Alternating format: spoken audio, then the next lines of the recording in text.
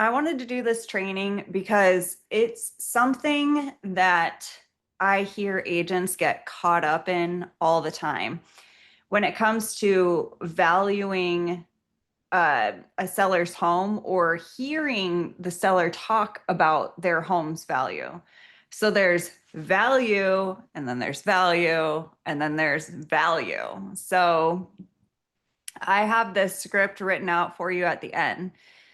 But whenever a seller starts going on about a Zestimate, or I had my house appraised last year when I refied, or different things like that, and they start talking about, so I know what my home's worth, that's that's when I stop and I say, hey, Mr. and Mrs. Seller, there are three types of value for your home. There's assessed value, and that's what the tax man wants to charge you on. There's appraised value, that's what the bank's willing to loan on. And then there's market value, which is what a buyer is willing to pay. And they don't always line up. So my job is to price it at market value, price it to sell. I go into that. So, like we just talked about, that is the setup that I'll use. And it might not even be at a listing appointment. It might be when I'm bullshitting with them at a bar. But if anybody starts talking to me about value, I'm like, well, which value are you talking about? Oh, because you got your fucking property taxes raised. So now you think like it's your property's worth more. Let's talk about that. You know what I'm saying? So here are the three types of value, and I'm going to explain each type a little bit more in depth. So we have assessed value, and this is what I would say I most often hear if I'm pricing a seller's home to sell, and they start saying, well, my I got my assessment in the mail and my taxes went up 20 grand or whatever. And it's like, all right, but does your assessment, you getting this tax bill, does that change what somebody's willing to buy for your house? And let me phrase it to you this way, Mr. Seller, because we're going to go be buying you another house. Are you going to let that argument from a seller, oh, because their tax bill went up, that argument from them, are you going to let that affect how much you're willing to pay for that home? Well, no. Okay. So usually, by the way, if you start putting this in terms of would you buy this house based on that? It starts to click for them. Appraised value. This is what somebody is willing to loan on. And if some of you were here during like 2021 timeframe, and I mean, I think the highest my buyers ever went over list price, and this is in Iowa, was $60,000 over list price to win out on a multiple offer situation. Just that, it was just through the roof. So people started putting forth appraisal waivers because they knew their home would not appraise. The buyers knew, hey, I know that I'm bidding up a really high amount, and I know that the likelihood of it actually appraising out is not strong. And that's where you can bring up actual examples that your sellers can think about. So when a seller says, hey, I refied and this is what it appraised for, the first thing, actually, I want to ask you guys, they will tell you, and this can't be the first time any of you have heard this. Well, my house appraised for X amount last year when I had it refinanced. What are the red flags in that statement?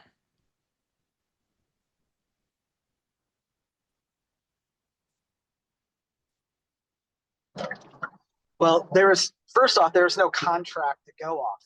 I mean, and again, I'm not going to pretend to know all the ins and outs of that, but I do know that the appraiser has that purchase agreement in their hand and they know what that target number is. Yep, exactly. They knew, and when it's a refi, they know how much you're trying to borrow from it, things like that. So a refi appraisal is going to be different than a fair market value appraisal. The other red flag that I wanted to throw in here that I look for is, oh, you refinanced this last year. So besides the fact that last year, is a completely different value, most likely, but also, did you do a cash out refi? Can you even afford to sell this property? So I wanted to point out those potential red flags. There are lots of veterans out there that can do 100% cash out refi. And so if they're talking about, oh, well, if they start saying my house appraised for whatever last year, oh, why did you have an appraisal done? Oh, because you refied. Oh, it was 100% cash out refi. No wonder you're shitting your pants on what fair market value may or may not be for your property. And especially if somebody refied, yes, a bank usually will, well, I don't want to say that.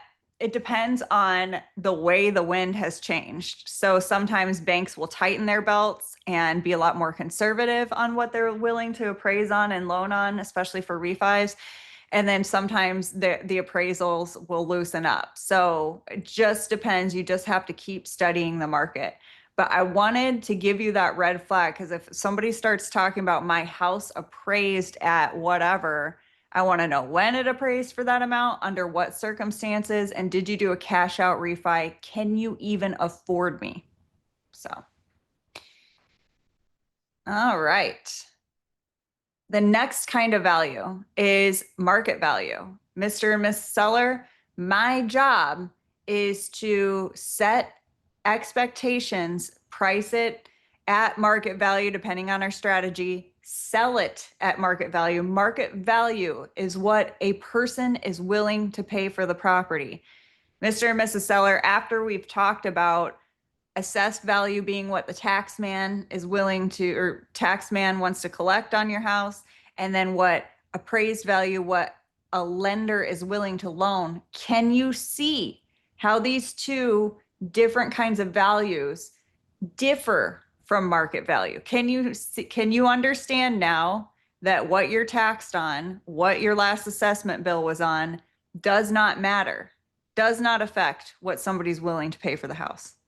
Well, yeah. Now, right then, usually something will click with these sellers where they're like, oh shit, I'm glad I brought a real estate agent in on this. Because guess what, guys? We pretty much now all have access to the same information.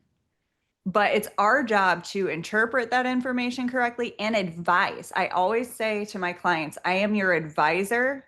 You are the decision maker. You can still make dumb decisions. I owe you obedience and everything, but I am your advisor and I'm gonna advise you if you're barking up the wrong tree. So again, I just think that these three types of value are very important to understand because your sellers are going to say some random things, and you're going to remember, oh my gosh, this is where I can talk to them about, hey, Mr. and Mrs. Seller, your Zestimate, I have a question for you.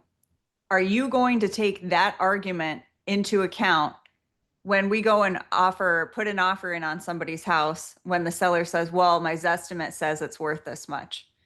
No, you're not, because we care about what you are willing to pay for that house. That is market value.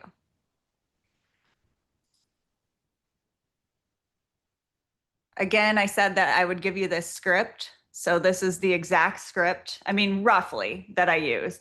Scripts, you guys, how I feel about scripts are, you want to have them to remember what to say.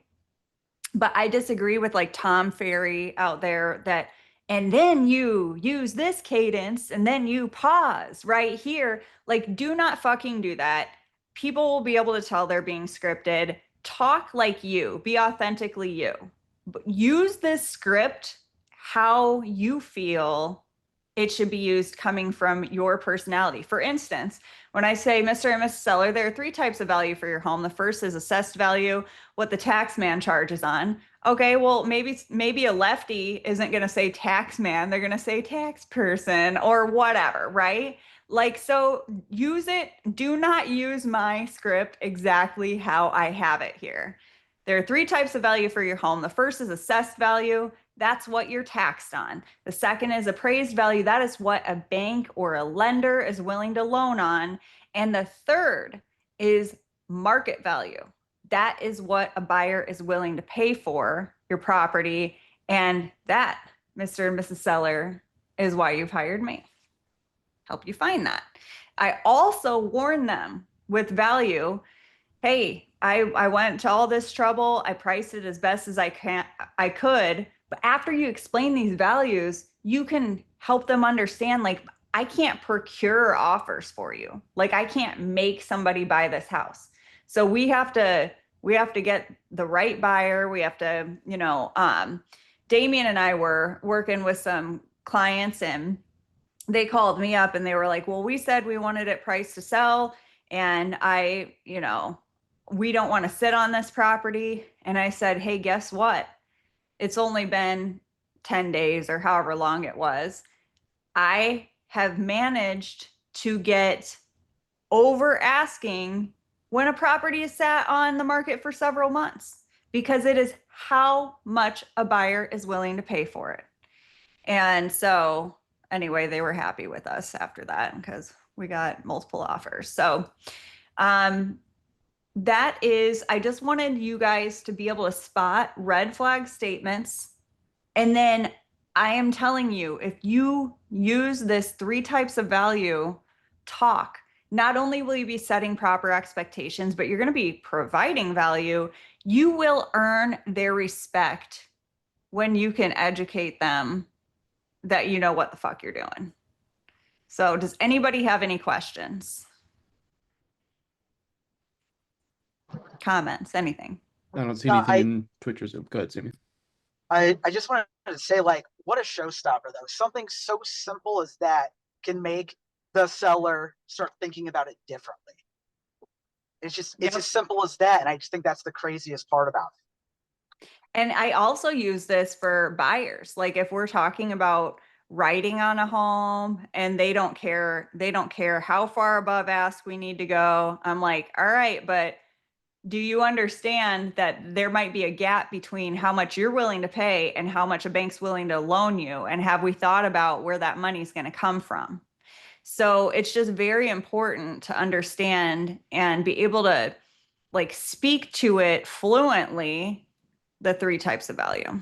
So I think one thing I've learned in this is how to approach it and how to convey it in a way that sellers will understand it. Because in the past, I've always been combative. I was like, "Hey, I know what the fuck I'm doing," and automatically that puts them on edge, puts them on guard, and they're not willing to be receptive to what you have to say. So, changing the way you script it, like you said, do it, the way it works for you, but also understand that you're not trying to fight with them on what they believe. You're just trying to educate them. So that's my big takeaway. Just fucking know how to say it right. yeah, that's exactly. I think a lot of veterans, to be honest, come into this industry with the same attitude. Is like, hey, I studied, got my license, I know what I'm doing. Like, just stay out of my fucking way. Let me do my best that I can do for you, you know? But then you have to really put yourself in their shoes and be like, all right, who's this guy coming at me? Like, this is my home. This is the thing that I very much care about getting the best terms on. So if you can just give them a little bit of, like, a piece of your knowledge to help them understand, it will go a very long way. All right, guys. I'm gonna close this out. So when in doubt, reach out. We are here for you. Message us if you need us. We all started this morning with a blank slate at 0. So go out and find yourself a buyer, a seller, or an agent to talk to today. Everybody have a good one. Bye.